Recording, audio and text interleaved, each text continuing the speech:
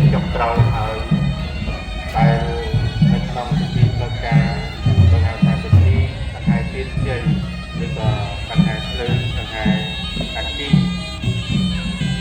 ដើម្បីបានព្រះទីនេះ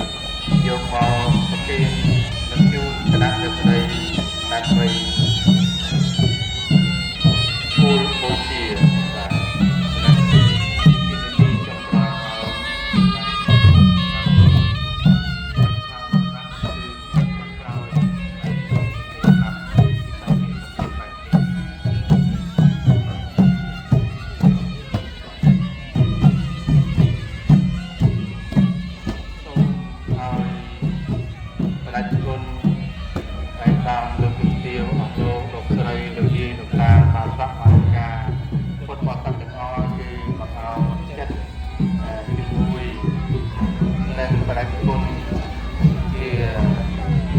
ការវត្តដូចជា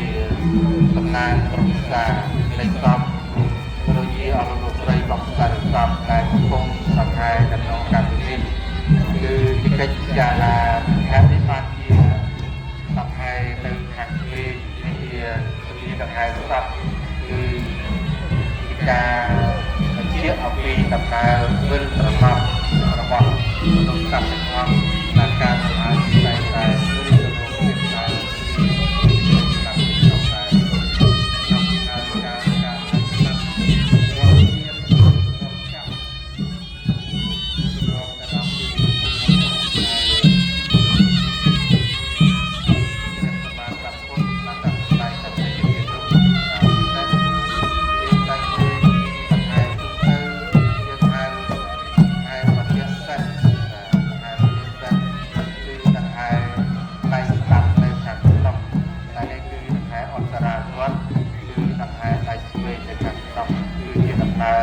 ហើយក្រោយដែលជាអំពីការវិវត្តការលិចវត្តរបស់មនុស្សសត្វមានសភាពបែបនេះឯងមកបាសិកាឡើងលួតលោកមានវិជនរហូតដល់85ឆ្នាំចាត់ទុកថាជាវិជនដ៏វីជាអ្នកដែលបានបំពេញវត្តច្រើនពួកយើងទាំងអស់គ្នាបានបានវិជនស្មើគាត់លើគាត់ឬក៏ក្រោយគាត់នឹងនិយមទៅតាមបុណ្យកុសលអំពើល្អដែលយើងបានបំពេញហើយបានធ្វើហើយតែទាំងអស់ព្រោះរូបរាងកាយប្រៀបបីដូចជាចំហៀងអាយុជីវិតដូចជាបេក្ខវិធានទាំងឲ្យបុណ្យកុសលប្រៀបដូចជាព្រេងកាលណាព្រេងអស់គឺបេក្ខវិធាននឹងទៅតាមតែបើមានព្រេងច្រើននឹងខេះបានយូរ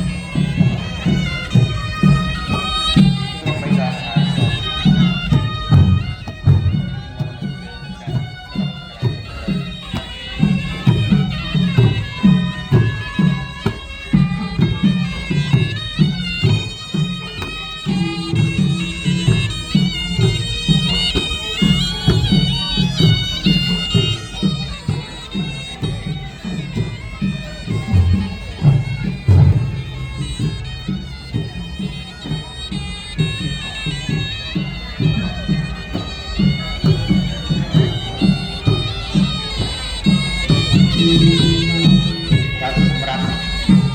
លោកស្រីដែលនៅក្បែរបង្គោលcầmជួយស្បៃរយសូមជួយតបអយជួយបន្ថយក៏អីផងបាទជួយបន្ថយនៅក្រោយបាទជួយបន្ថយហើយលោកយាយតែមានសម្ភារៈ